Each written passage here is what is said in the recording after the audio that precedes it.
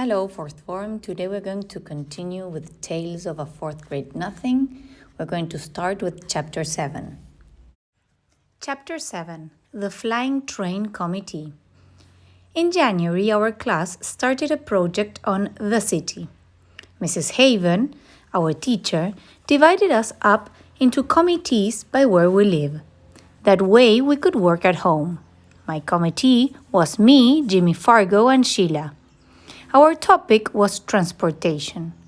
We decided to make my apartment the meeting place because I'm the only one of the three of us who's got his own bedroom.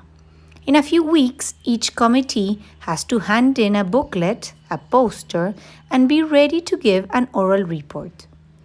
The first day we got together after school, we bought a yellow poster board.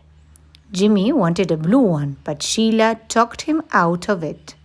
Yellow is a much brighter color, she explained. Everything will show up on it. Blue is too dull. Sheila thinks she's smarter than me and Jimmy put together, just because she's a girl. So right away, she told us she would be in charge of our booklet and me and Jimmy could do most of the poster.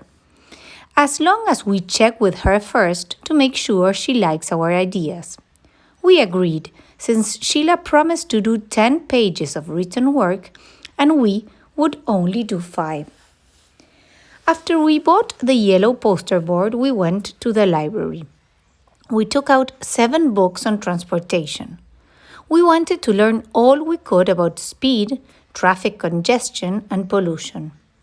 We arranged to meet on Tuesday and Thursday afternoons for the next 2 weeks. Our first few committee meetings turned out like this. We got to my place by 3:30, had a snack, then played with dribble for another half hour. Sheila gave up on cooties when Fudge lost his front teeth, but it still isn't much fun to have her hanging around. She's always complaining that she got stuck with the worst possible committee, and that me and Jimmy fool more than we work. We only put up with her because we have no choice. Sheila and Jimmy have to be home for supper before 5:30. So at 5 o'clock, we'd start cleaning up. We keep our equipment under my bed in a shoebox. We have a set of magic markers, Elmer's glue, Scotch tape, a really sharp pair of scissors, and a container of silver sparkle. Sheila carries our committee booklet back and forth with her. She doesn't trust us enough to leave it at my house. The poster board fits under my bed along with our supplies. We stack the library books on my desk. The reason I make sure we clean up good is that my mother told me if I left a mess, we'd have to find someplace else to work. By our third meeting, I told Jimmy and Sheila that I'd figured out the solution to New York City's traffic problems. We have to get rid of the traffic, I said. There shouldn't be any cars or buses or taxis allowed in the city. What we really need is a city-wide monorail system. That's too expensive, Sheila said.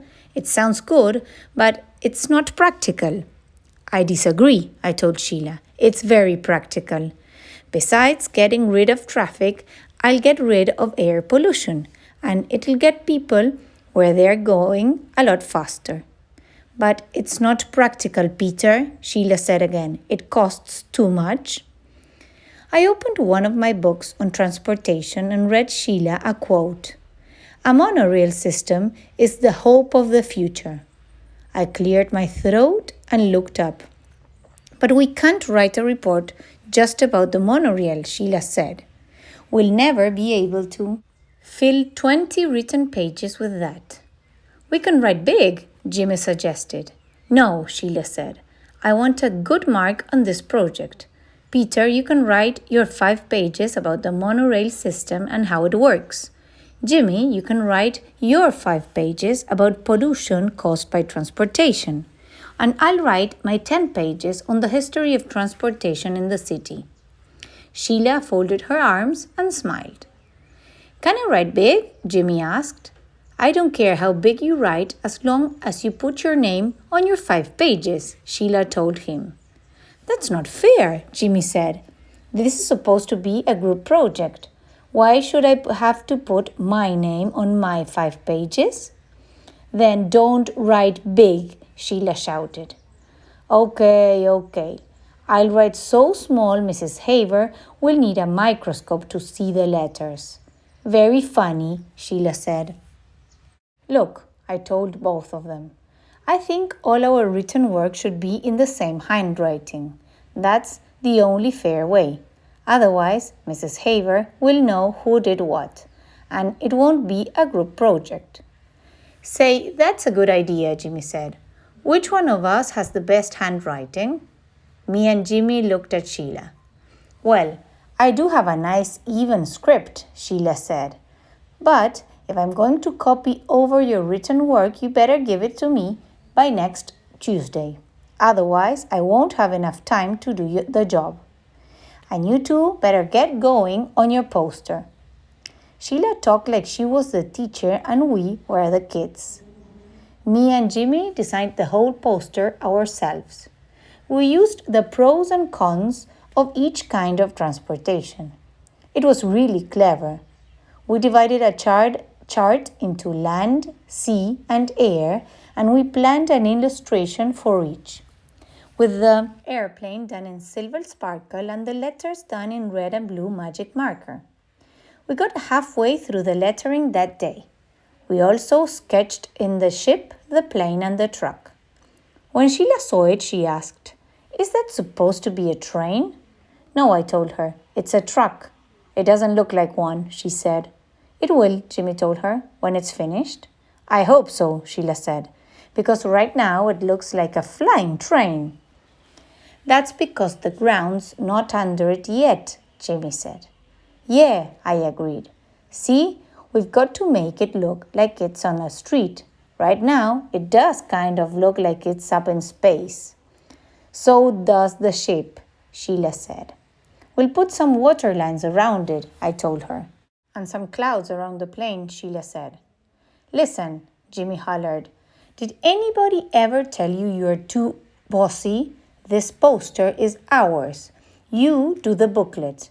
Remember, that's the way you wanted it." "See, there you go again," Sheila said. "You keep forgetting this is a committee. We're supposed to work together." "Working together doesn't mean you give the orders and we carry them out," Jimmy said. My feelings exactly, I thought. Sheila didn't answer Jimmy. She picked up her things, got her coat, and left. "I hope she never comes back," Jimmy said. "She'll be back," I told him. "We are her committee." Jimmy laughed. "Yeah, we are all one happy committee." I put our poster under the bed, said goodbye to Jimmy, then washed up for supper. My mother was being pretty nice about our committee meetings. She arranged to have Fudge play at Ralph's apartment on Tuesdays and at Jenny's on Thursdays. Sam has the chicken pox, so he can't play at all. I was glad that next week would be our last committee meeting after school. I was sick of Sheila and I was getting sick of transportation. Besides, now that I knew a monorail system was the only way to save our city, I was getting upset that the mayor and all the other guys that run things at City Hall weren't doing anything about installing one. If I know that's the best method of city transportation, how come they don't know it? The next day, when I came home from school, I went into my bedroom to see Dribble like I always do. Fudge was in there, sitting on my bed.